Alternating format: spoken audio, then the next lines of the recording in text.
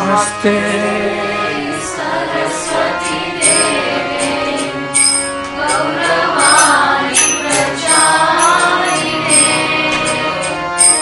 Nirvishesha Shunyavadi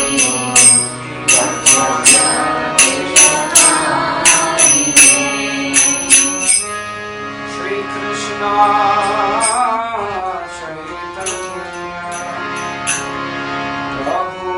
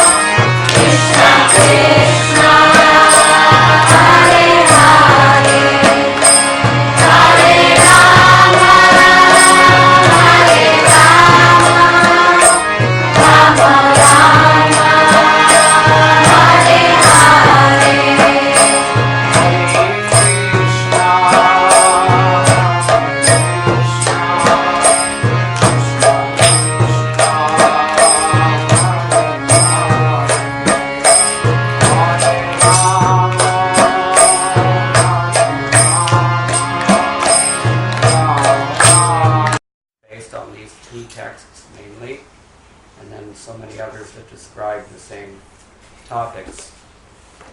First of all, to invoke auspiciousness, let's begin with Mangalacharana. Om Jnana Timirandhasya Jnananjana Shalakaya Chakshurunmilitam Jena Tasmai Shri Gurave Namaha. Shri Chaitanya Mahaprabhu Sthapitam Yena Bhutale Swayam Rupa Kadam Tadati Swadavantikam Vandeham Shri Guru Shri Parapadanam Shri Vaishnavamscha Shri Rupa Sahaganam Sahaganam Tam Sajivam Sadvaitam Sadhutam Parijanasahitam Krishna Chaitanya Devam Shri Radha Krishna Padam Sahagana Lalita Shri Vishakhavantamscha He Krishna Karuna Sindhu Dinabandho Jagatpate Gopesha Gopika Kanta Radha Kanta Namostute Tatta Kanchana Gaurangi Radhe Ramane Vishvanu Devi Pranamami Haripriye Vanchakalpatarusya Kripa Sindhuvecha Patitanam Pavanebhyo Vaishnavebhyo Namo Namaha. Jaya Shri Krishna Chaitanya Prabhu Nityananda Shri Advaita Gadadhara Shri Vasadi Gaura Bhakta. Hare Krishna Krishna Krishna Hare Hare Hare Rama Rama Rama Hare Hare. That the little girls in front did better than everyone. So let's begin by reading. Well, first of all, we'll just say a few words about Rathayatra. There's a famous verse which we sing sometimes. We're singing this month, as a matter of fact.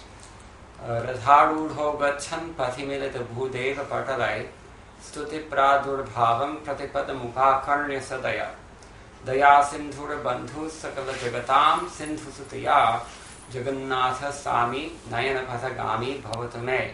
That means that when Lord Jagannath sits atop his Rath cart and is proceeding down the grand route in Puri, Varadanda they call it,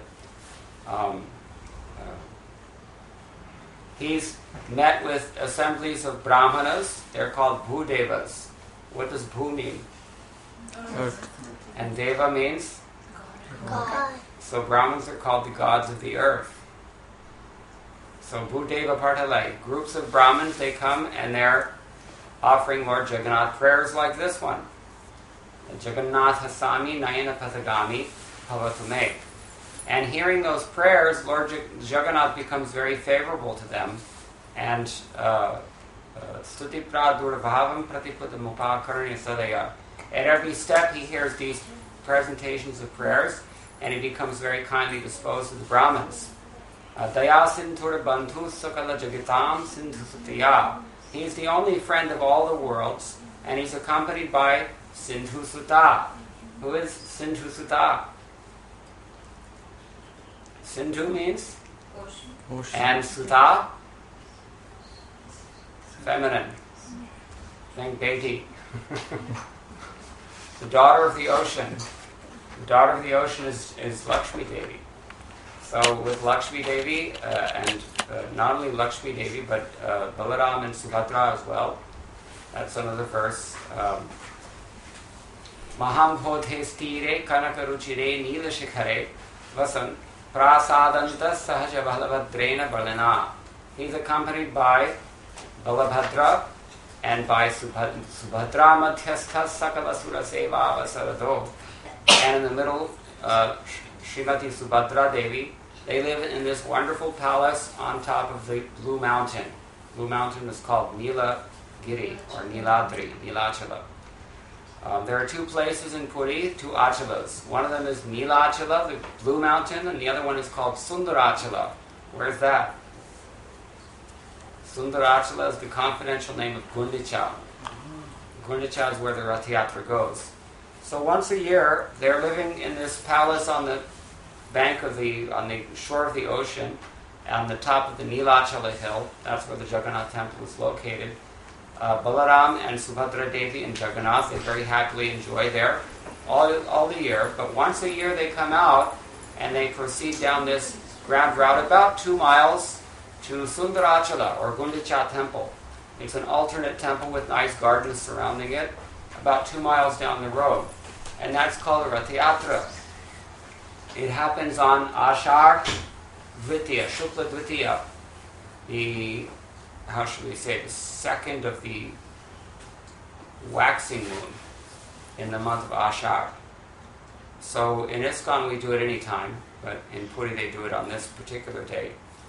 And it lasts for about a week and a half, 10 days or so, depending on how long it takes for Lord Jagannath to make his journey. There are two journeys. There's the Rathayatra proper.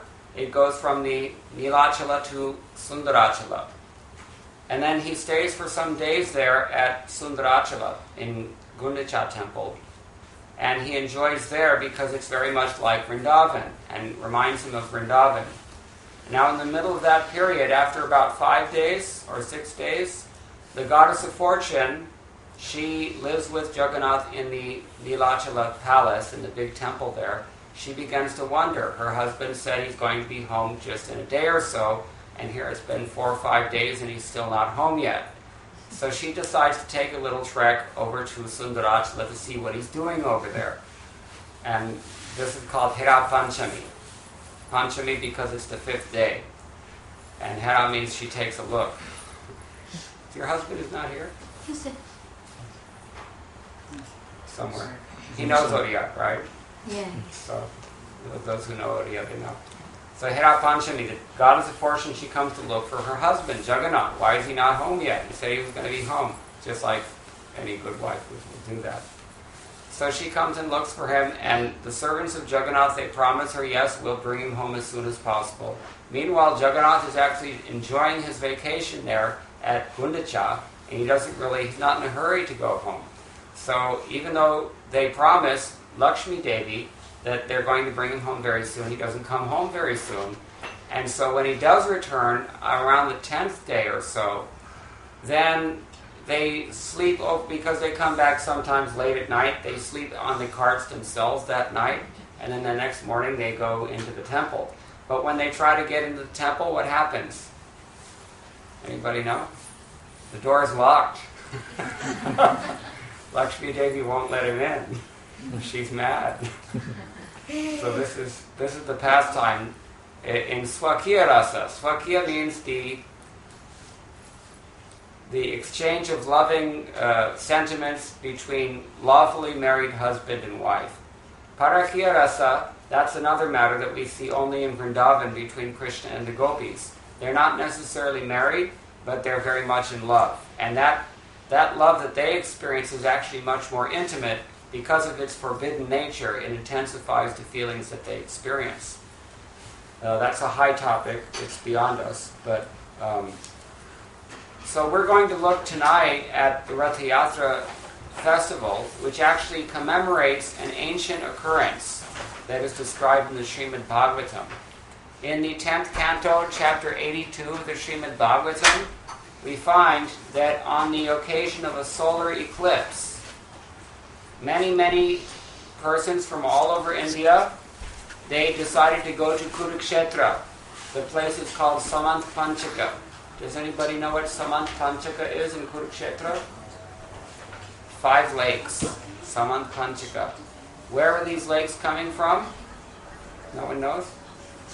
When Parashuram came and slayed so many so-called, corrupt Kshatriyas,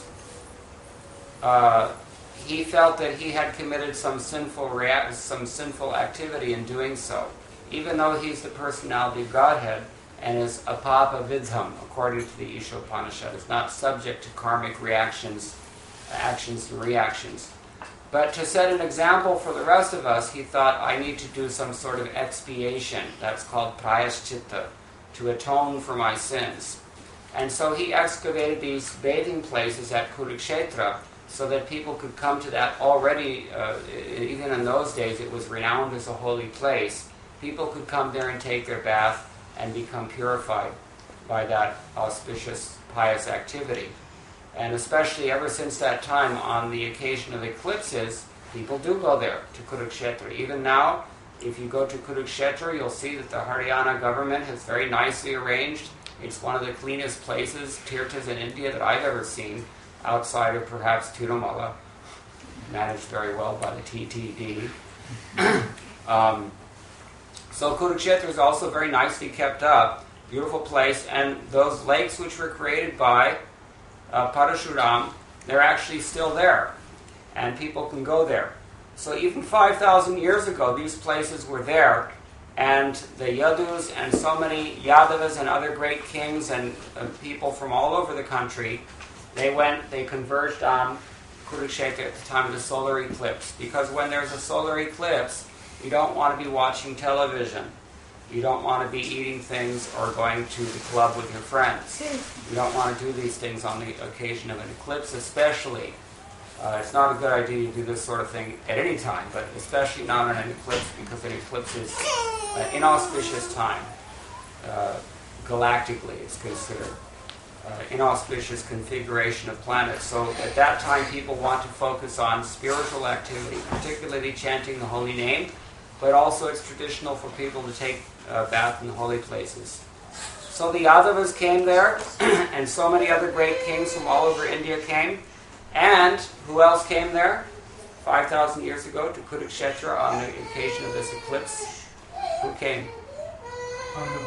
Nanda Maharaj and all the Vrajavasis. This is after Krishna has left Vrindavan, after he has gone to Mathura, and he's even left Mathura and gone and founded his capital in Dwarka in faraway Gujarat.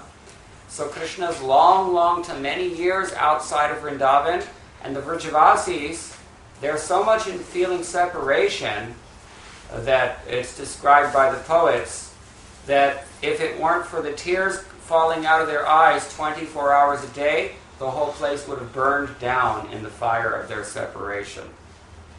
So this is how the Vrajavasis were feeling, and they also accompanied Nanda Maharaj to go and see Krishna. They heard that he was going there, and so they went to go and see Krishna at Kurukshetra. And at that time, Krishna and Balaram, they met all of their relatives, all the Yadavas and all the other kings and other famous dynasties who were now allied under the reign of Maharaj Yudhishthira. They met with them, and at that time, the Vrajavasis also met with Krishna and Balaram. And they felt very great separation. Even when they saw Krishna, it was very painful for everyone. You can imagine. So let's read a little bit from the Srimad Bhagavatam, first of all, about that. We're in, as I said, we're in chapter 82, and beginning around, I think we can begin in text 20 something here.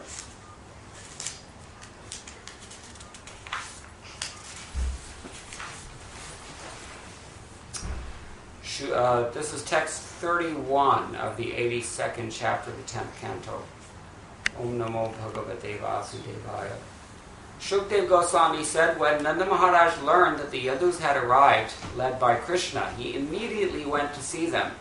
The cowherds accompanied him, their various possessions loaded on their wagons. Seeing Nanda, the Vrishnis were delighted and stood up like dead bodies coming back to life. Having felt such distress at not seeing him for so long, they held him in a tight embrace. Vasudeva embraced Nanda Maharaj with great joy. Who is Vasudeva? Krishna's father. Huh? Krishna's father. His real father. And Nanda Maharaj is? Vasudeva's brother. Sort of. He's Krishna's foster father. Remember, because Vasudeva and Devaki, they were put in prison by Kamsa. And they couldn't raise their children. They couldn't raise them. They had to leave them in the care of Nanda and Yashoda in Vrindavan. So that's where Krishna really grew up, Krishna and Balaram. And we'll see what some of what Devaki and Rohini are thinking about this. So Vasudeva embraced Nanda Maharaj with great joy. Beside himself with ecstatic love, Vasudeva remembered the troubles Kamsa had caused him, forcing him to leave his sons in Gokula for their safety. O hero of the Kurus, Krishna and Balaram embraced their foster parents and bowed down to them. But their throats were so choked up with tears of love that the two lords could say nothing. So Krishna and Balaram also, they saw their parents again, that is to say Nanda and Yashoda, but they were so overwhelmed with emotion they couldn't even speak.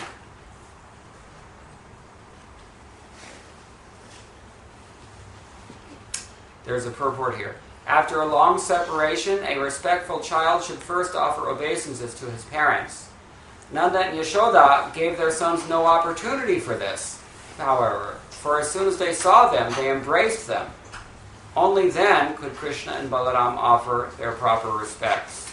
You see, their love for Krishna and Balaram is so intense and spontaneous that they don't wait for anything like these kind of formality. Immediately, as they saw him, they embraced him tightly. That's how much they were attached. Raising their two sons onto their laps and holding them in their arms, Nanda and saintly Mother Yashoda forgot their sorrow.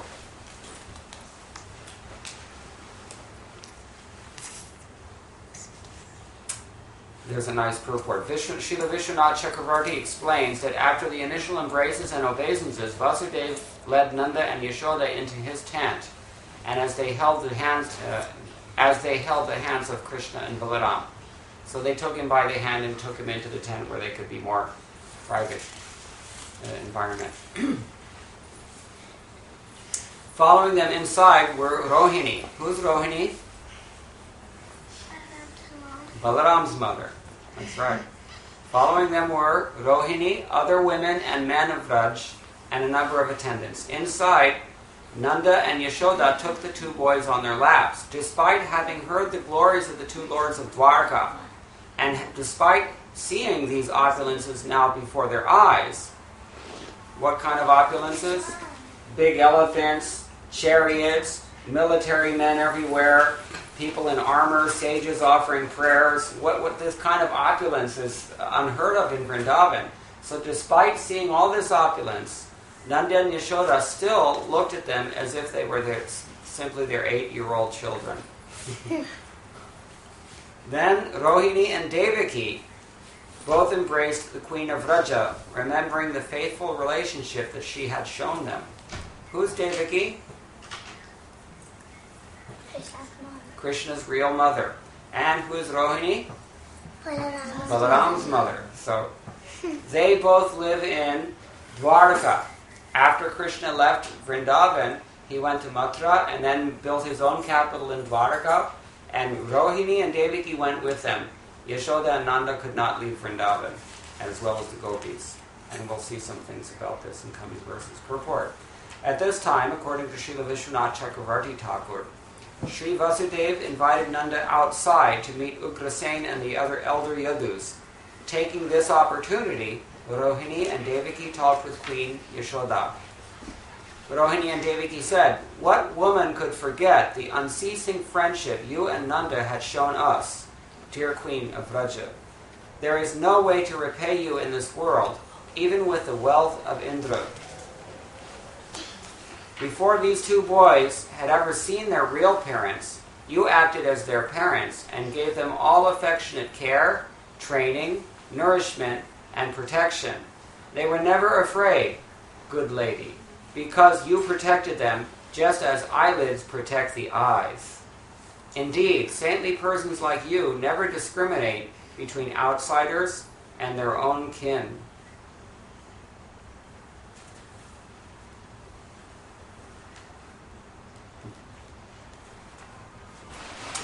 There's a very insightful commentary here, again by Srila Vishwanath Chakravarti Thakur. He says, when Krishna and Balaram had not seen their parents for two reasons. One was because of their exile in Vraja, and also because they're actually never born and therefore have no parents. So in terms of their tattva, on their ontological position, they're unborn. The Supreme Godhead has no parent, everyone knows. Srila Vishwanath Chakravarti Thakur also describes what Devaki thought. So we're getting a glimpse by the grace of the Acharya, the commentator here, into the mind of Devaki, Krishna's mother. Anyone here from a Sri Vaishnava background? No? Smartest. Just kidding. So, in the Sri Vaishnava line, there is one Acharya who's comprised maybe 20 verses about Krishna in the mood of Devaki, who, because she was bereft of Krishna's childhood pastimes, and she's looking back on these pastimes, and she's kind of wistfully thinking, if I could have seen all this wonderful nectar that Yashoda got. Very touching prayers. Anyway, so Devaki we get some insights into her thoughts here. She's thinking, alas, because for so long these two sons of mine had you, Yashoda, as their guardian and mother, and because they were immersed in such a vast ocean of ecstatic loving dealings with you, now that you are once more before them, they are too distracted to even notice me. Also, you are behaving as if insane and blind with love for them, showing millions of times more maternal affection than I possess. Thus, you simply keep staring at us, your friends, without recognizing us. So let me bring you back to reality on the pretext of some affectionate words. What does she say? She's reminding Yashoda that actually we're her real parents. You're not really her parents. She has to remind Yashoda because the love has become so strong between Krishna and Balaram and Nanda and Yashoda.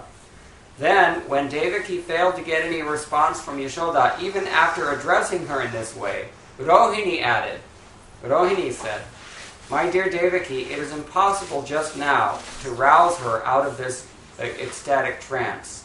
We are crying in the wilderness, and her two sons are no less bound up in the ropes of affection for her than she is for them. So let us now go outside to meet with Pritha, Draupadi, and the others." So they left. At this time, we'll see what happens next. Shri Shukha Uvacha Gopyascha Krishnam Upalabhya Chiradadhishtam Yat Prekshane Drishishu Pakshma Kritam Shapanti Drigbhir Hridikritamalam Paridabhya Sarvas Tad Bhavam Apur Abhinitya Yajam Dur Apum. Shukdev Goswami said, while gazing at their beloved Krishna, the young gopis used to condemn the creator of their eyelids, which would momentarily block their vision of him. You got this? The gopis used to curse Lord Brahma that he doesn't know what he's doing because he's made eyelids that blink and stop us from seeing Krishna for even a split second. They used to say this in Vrindavan. So now what are they thinking? Now, seeing Krishna again after such a long separation, we're talking about years. If the blinking of an eyelid was intolerable for them, how in the world did they pass all these years without Krishna? It's unthinkable. After such a long separation, with their eyes they took him into their hearts, and there they embraced him to their full satisfaction. In this way they became totally absorbed in ecstatic meditation on him, although those who constantly practice mystic yoga find such absorption difficult to achieve. You catch the irony here? Bilvamangala Thakur has written also a very nice verse. He said, with their one-pointed devotion, these gopis have outclassed the 8-pointed discipline of the yogis. What is the 8-pointed discipline of the yogis? Ashtanga Yoga. So their Ekanga Bhakti far outshines the Ashtanga Yoga of the yogis. Because they naturally have this spontaneous, really, I should say, unstoppable attraction to Krishna. When they saw him, they could not take their eyes off him. They literally could not do that. Now, according to Srila Vishwanath Chakravarti Thakur, again, just then, Lord Balaram saw the gopis standing a short distance away. This is the context here. Nanda and the others, they were led outside, and Yashoda and Devaki and Rohini, They also excused themselves when they saw that it was futile. Devaki took them outside when she saw that it was futile to try to get into that intimate bond that was created between Yashoda and Krishna. So then the gopis were there, and Balaram noticed this is the opportunity. So what did Balaram do?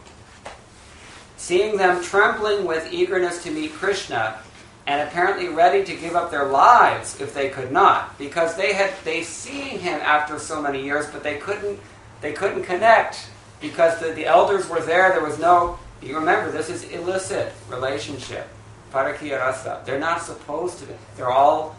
Many of them are married with other husbands, and it's not proper. You see, that's here we see how the parakiya rasa is intensifying their devotion, intensifying their feelings of separation. They're right in front of him, and yet they cannot connect with him. You see? So Balaram very tactfully, he saw that they're standing there and they're about ready to die if I don't do something. So he got up to involve himself elsewhere. He excused himself and gave Krishna and the gopis the opportunity to speak directly.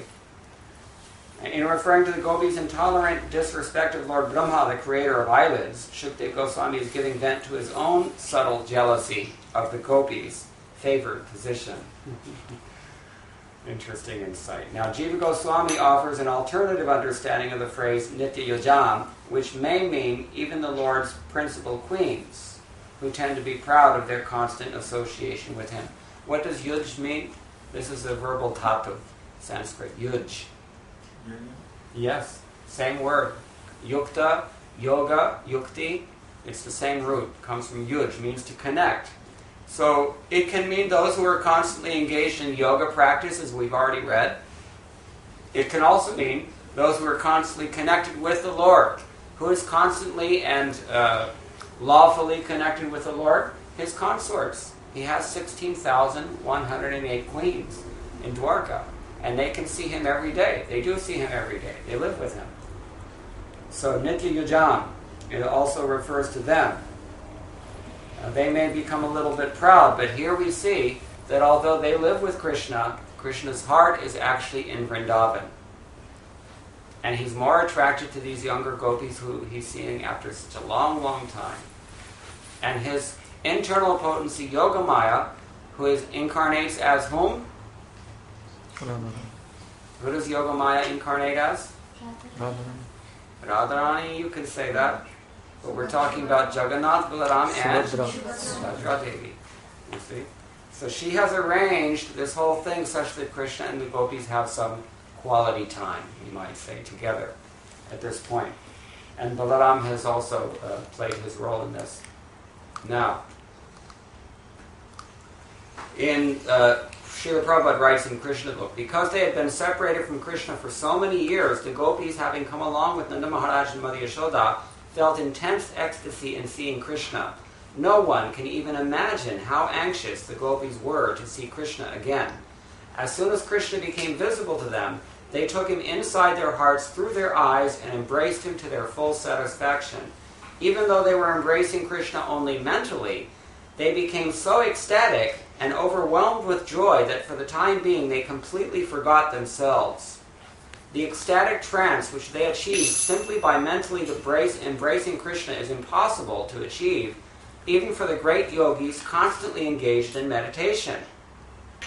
Krishna could understand that the gopis were wrapped in ecstasy by embracing him in their minds, and therefore, since he is present in everyone's heart, he also reciprocated by embracing them from within. Now Shukdev Goswami continues. The Supreme Lord approached the gopis in a secluded place as they stood in their ecstatic trance. After embracing each of them and inquiring about their well-being, he laughed and spoke as follows. Why did he laugh? He laughed. Why? Such an intense environment, you wouldn't think someone would laugh. What's going on? Let's hear what Srila Vishwanath Chakravarti Thakur explains. Krishna expanded himself by his Vibhuti Shakti to embrace each of the gopis individually, thus waking each of them from her trance. He then inquired, "Are you now relieved of your pain of separation?" And he laughed to help lighten their spirits. This is what he says. Lord Krishna says, my dear girlfriends, do you still remember me? It was only for my relatives' sake that I stayed away for so long, intent on destroying my enemies. Do you remember what Krishna said when he left Vrindavan? What did he promise the gopis? In order to get them to allow him to leave, what did they do? They were lying down in front of Akrura's chariot. They were physically, just like Gandhi, right? They did that also, right? Sometimes in protest movements, these activists do things like that. Tiananmen Square, right? Stand down a tank. So these gopis they were lying down in the path of Akrura's chariot, ready to be run over or do anything, would give up their lives to stop him from taking Krishna away. So what did Krishna have to tell them when he was leaving Vrindavan? Remember? I'll be back in just a few days. And he never came back. After a few days, they're keeping their hopes alive. And Nanda Maharaj was very tactful. When he went there to pay the taxes, to take Krishna with Akrura, he didn't come back real soon. He couldn't. He couldn't handle it. He promised Yashoda that he would bring her back. And he knew that he couldn't do it. So he wasn't eager to come back. So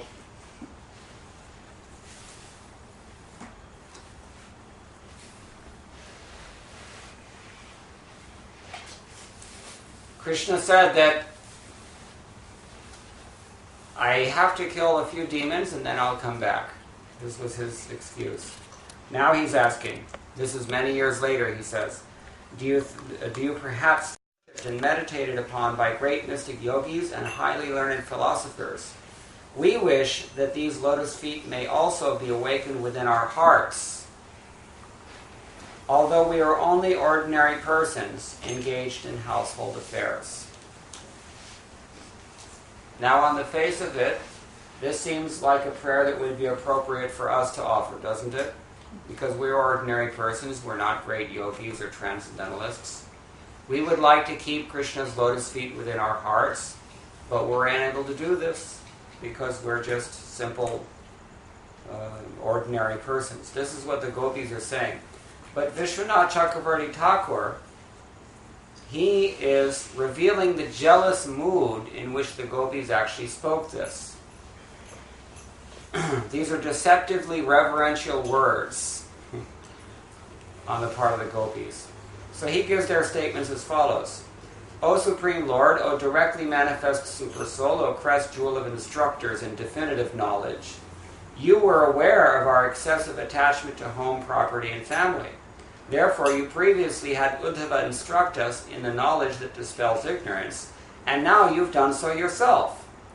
In this way, you have purified our hearts of contamination, and as a result, we understand your pure love for us, free from any motivation other than assuring our liberation. But we are only unintelligent cowherd women. How can this knowledge remain fixed in our hearts?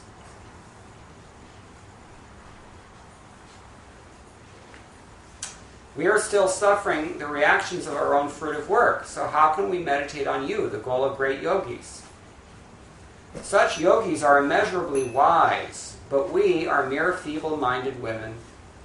Please do something to get us out of the deep well of eternal life.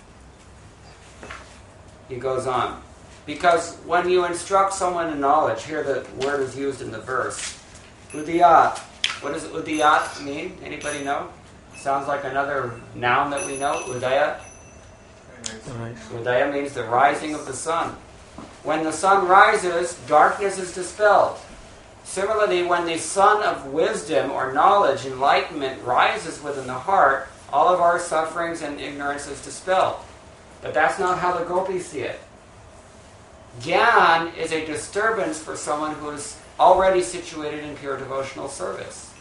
For the gopis, it's like sand in their sweet rice. This gyan is just an obstruction. It just gets in the way. It's irritating. They don't want to hear it. So what do they say? O sun, who directly destroys the darkness of ignorance, we are scorched by the sun rays of this philosophical knowledge. We are Chakora birds who can subsist only on the moonlight radiating from your beautiful face. Please come back to Vrindavan with us, and in this way bring us back to life. We don't care for the sun of knowledge. We are Chakora birds, and what's the characteristic of a Chakora bird? Anybody know? Chakora bird lives only on moonbeams, so they say. This is in Sanskrit land, in Sahitya worlds, Kavya worlds. The Chakora bird, it only subsists on the moonlight. It doesn't appreciate the sun. So the gopis are saying, we're like that. We're like Chakora birds, and your face is like the full moon. And that's the only thing that's going to do it for us. We don't care about the knowledge that we're not interested. So, furthermore, we want to take you back to Vrindavan, where we live. Now, at this point, if Krishna says, well, come with me to Dwarka, you can all live with me to Dwarka. The gopis have negated this suggestion already. They've anticipated this suggestion, and they've negated it in their prayer when they say, Geham Jushamapi Manasi Udiyat Sadanaha. We're just ordinary persons. We're attached to their houses, to our village, to Vrindavan. We're not able to leave these things. We're attached. They're hiding behind their so-called ignorance, which is actually the highest platform of transcendental bhakti. And they find this awakening of Gyan unappealing in the extreme because it disturbs that bhakti, which is in fact completely transcendental. So that ends the chapter in the Srimad Bhagavatam. But in the Sri Chaitanya Charitamrita, we have further illumination on the kinds of thoughts that they're thinking and the kinds of feelings that they have in their hearts when Chaitanya Mahaprabhu himself is attending the Rathayatra in Puri some 500 years ago and dancing in ecstatic devotion in front of the Rath carts of Jagannath, Balaram and Subhadra Devi. Sri Chaitanya Mahaprabhu is relishing the internal mood of Srimati Radharani in separation from Krishna. And he begins to voice some of her sentiments on this occasion. So we'll see what it says here.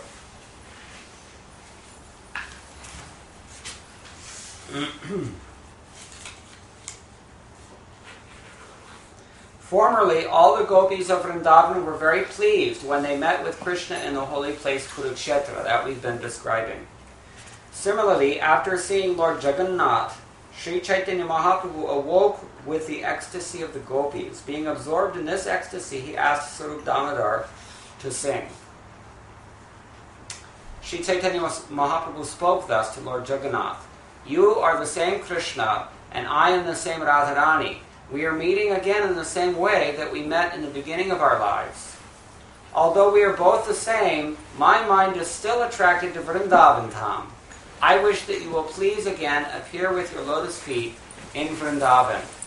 She doesn't care for this Kurukshetra business with all the great phalanxes of military men and government officials and ministers and saintly yogis and sages and elephants and horses and all this dhum-dham, as we say in Hindi. They're not interested. They want Krishna only in Vrindavan. They have this specific attachment in Braj Bhakti. And nothing else can satisfy that. All the Gyan in the world cannot satisfy that. Even Aishvarya Bhav, worshipping Krishna in full awareness of his lordliness, which is what we find in Dwarka Lila, that will not satisfy the gopis. They only want Krishna in Vrindavan. So let's go on to hear more. Although we are both the same, my mind is still attracted to Vrindavan Dham. Kurukshetra is crowded with people, their elephants and horses, the rattling of chariots. In Vrindavan, however, there are flower gardens, and the humming of the bees and chirping of the birds can be heard. Here at Kurukshetra, you're dressed like a royal prince, accompanied by great warriors. But in Vrindavan, you appear just like an ordinary cowherd boy, accompanied only by your beautiful flute. Here, there's not even a drop of the ocean of transcendental happiness that I enjoyed with you in Vrindavan. This is Srimati Radharani speaking. I therefore request you to come to Vrindavan and enjoy pastimes with me. If you do so, my ambition will be fulfilled. In that ecstatic mood, Sri Chaitanya Mahaprabhu recited many other verses, but people in general cannot understand their meaning. While dancing, Sri Chaitanya Mahaprabhu began to recite this verse, which he tasted in the association of Sarup Damodar Goswami. And he quotes this verse which we've just read from Srimad Bhagavatam. Now he interprets it. This is Chaitanya Mahaprabhu giving his understanding. Speaking in the mood of Srimati Radharani, Chaitanya Mahaprabhu said, "For most people, the mind and the heart are one. But because my mind is never separated from Vrindavan, I consider my mind and Vrindavan to be one. My mind is already in Vrindavan, and since you like Vrindavan, will you please place your lotus feet there? I would deem that your full mercy." When the gopis are asking you to place your lotus feet on our hearts, that's what she says. Our heart is in Vrindavan, so please place your lotus feet there. That's what she wants. My dear Lord, kindly hear my true submission. My home is Vrindavan, and I wish your association there. If I do not get it, then it will be very difficult for me to keep my life. My dear Krishna, formerly, when you were staying in Mathura, you sent Uddhava to teach me speculative knowledge and mystic yoga. Now you yourself are speaking the same thing, but my mind doesn't accept it. There is no place in my mind for Jnana Yoga or Dhyana Yoga. Although you know me very well, you are still instructing me in Jnana Yoga and Dhyana Yoga. It's not right for you to do so. Chaitanya Mahaprabhu continued, I would like to withdraw my consciousness from you and engage it in material activities, but even though I try, I cannot do so. I'm naturally inclined to you only. This is the power of love. You don't even need discipline if you have love. This is what the gopis teach us. There's no need to force your mind to focus on Hare Krishna, Krishna Krishna, Hare Hare, Hare Rama, Rama Rama, Hare Hare. If you have love. Rupa Goswami says, like a lover reads a letter from his separated beloved, with that eagerness, one should chant the holy name. This is the ideal. The gopis are not like mystic yogis. They'll never be satisfied simply by meditating on your lotus feet. On the contrary, when they're instructed to undergo mystic yoga practice, they become more angry with you.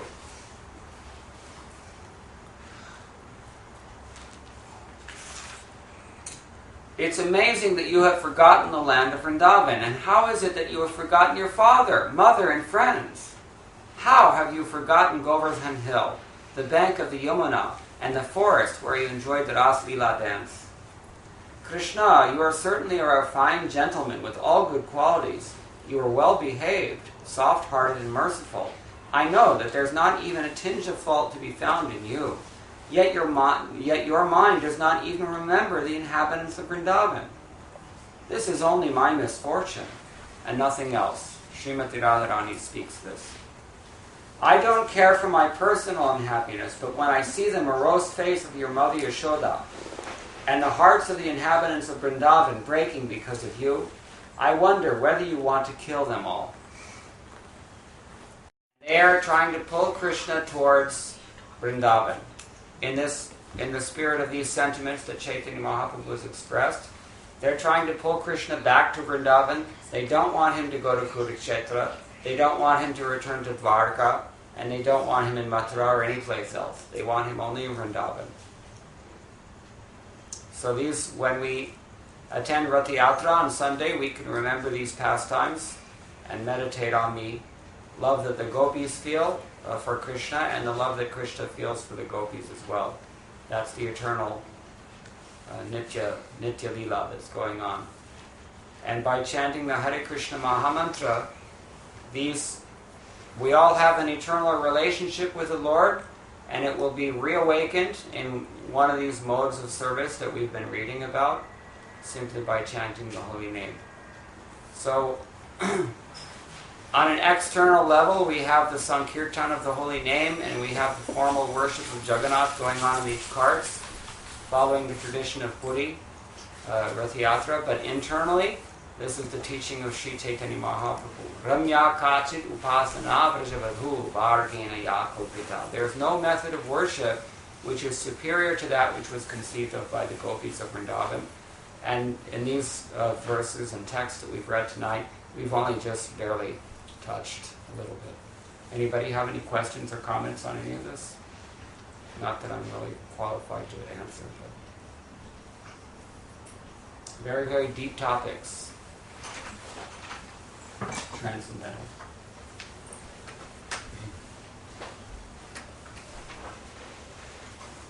No. We said that these parts are eternal. So exactly how do we explain this part about what parts stand eternal and how do we... How are these pastimes eternal? I said this is Nitya Lila. Always Krishna is performing his pastimes with his eternal devotees. The gopis are eternal associates of the Lord, especially Srimati Radharani and her friends. They're eternally performing their pastimes in Goloka Vrindavan, but even in this material world, they're also eternally performing their pastimes in that the Lord is constantly moving throughout his creation and incarnating in various universes and various planets to display these pastimes. In our particular universe, we saw these things only 5,000 years ago. In the greater scale of things, that's not a very long time.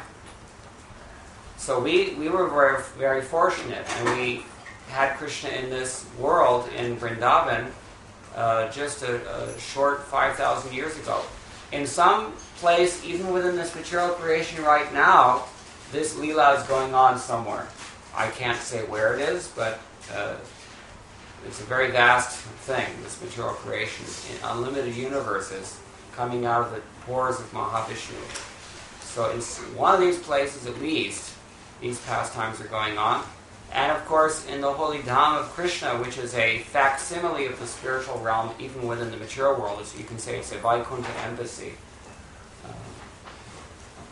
The pastimes are going on there as well, but they're aprakata. They're not manifest to our vision. Avatar, incarnation, means it's just a question of becoming prakata, becoming manifest. Leela is always going on, but it's manifest on a certain scale, on a certain schedule for us. Prabhupada gives the analogy. It is like if you're sitting in a room that has 4 or 5 windows along one wall, and there's a man outside riding a horse. What do you see? You see him ride from one window, then he appears in the next window, then he appears in the next window, like that.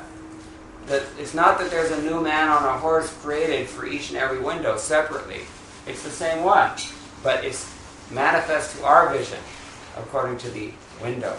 So these incarnations, they're like windows, you might say. Prakatana.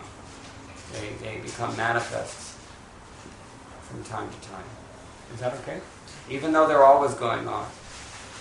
So Rathayatra, anyone who takes part in the pastimes of Krishna, this Rathayatra is one of those pastimes. If we're deeply absorbed in this meditation along the lines that we've been reading tonight, then we are in the Nitya Lila also, even if we're in this material world. Ihayasya haridasya karmana manasa gira nikalashwapi avasthasu jivan mukta sochite. Jivan mukti means to be liberated even in this life. If a person's body, mind, and words are fully absorbed in this Leela of Krishna, then even he's in this material world, he's still not considered to be of it. Padma patram evam hasi, like a drop of water on a lotus leaf. Anything else? Yes? The story... Your name is Veena? Deepa. Deepa, sorry. In the story, you didn't mention Subhadra. So, when does she appear? Subhadra appears in the 10th canto when Kamsa is prepared to kill the son of Devaki, whom we know now as Vasudeva Krishna. When Krishna appears in the prison house of Kamsa, Kamsa wants to kill the child because he knows that the 8th child of Devaki will kill him. So he tries to dash the child on the floor, and at that time, this 8-armed form of Durga appears and says, "You're such a fool, you don't know that you can't do this," right? So that's Yogamaya actually. And this Yogamaya is, Subhadra Devi is the incarnation of Yogamaya. She's called in the Puranas Vishnu Maya Bhagavati. She is actually Vishnu's Maya. For Vishnu, there's no distinction between Yogamaya and Mahamaya.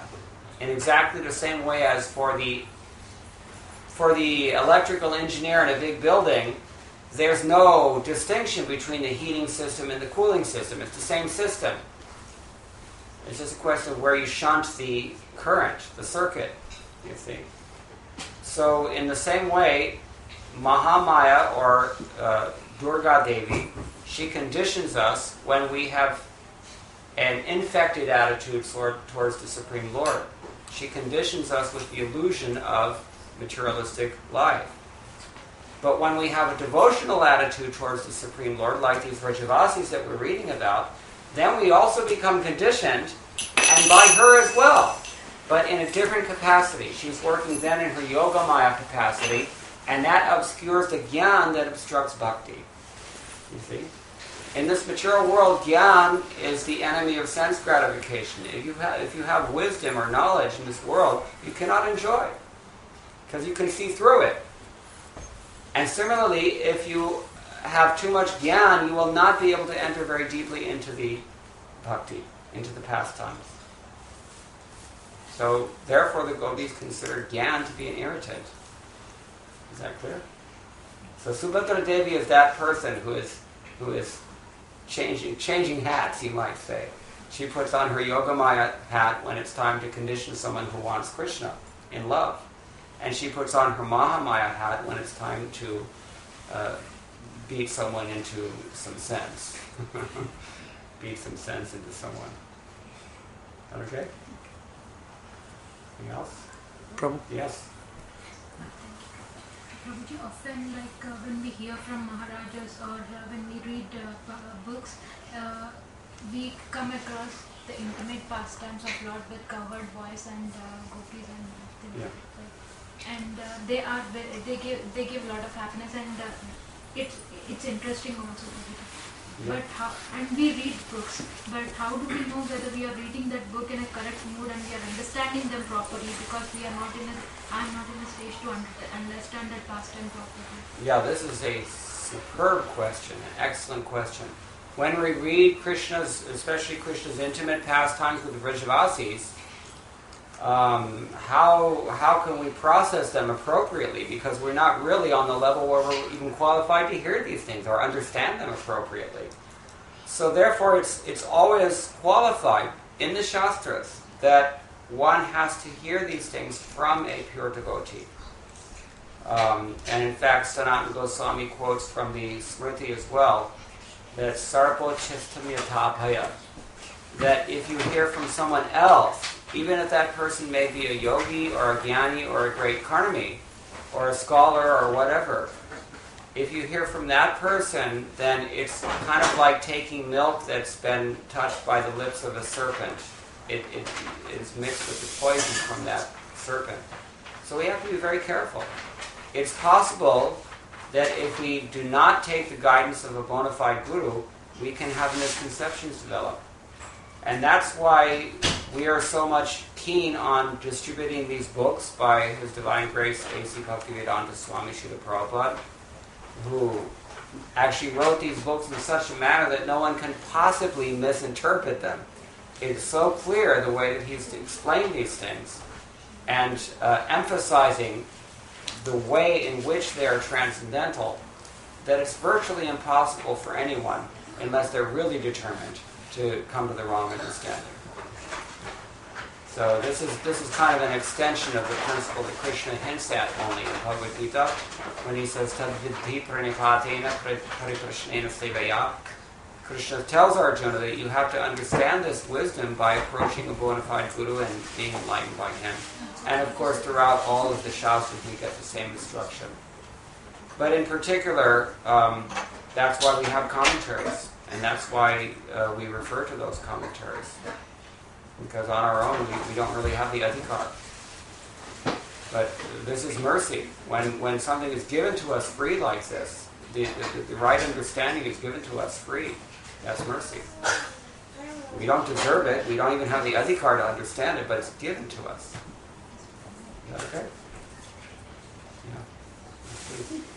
I'm beginner, and this Mahamaya and Yogamaya concepts are pretty new to me. Okay. I understand it might be out of scope of this today's topic, but if you can tell a little more about Elaborate, it. yeah. Okay. As I said earlier, Vishnu in fact has only one energy. We call Vishnu Maya. But she works in two capacities.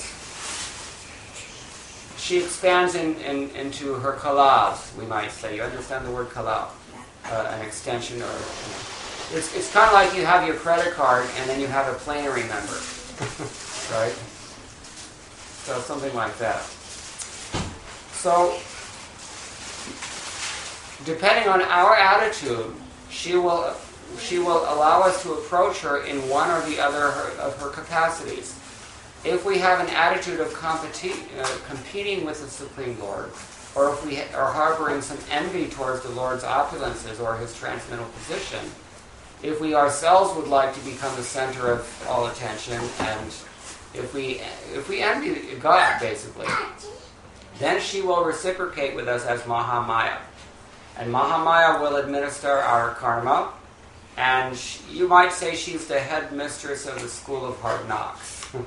We'll have to learn some tough lessons by undergoing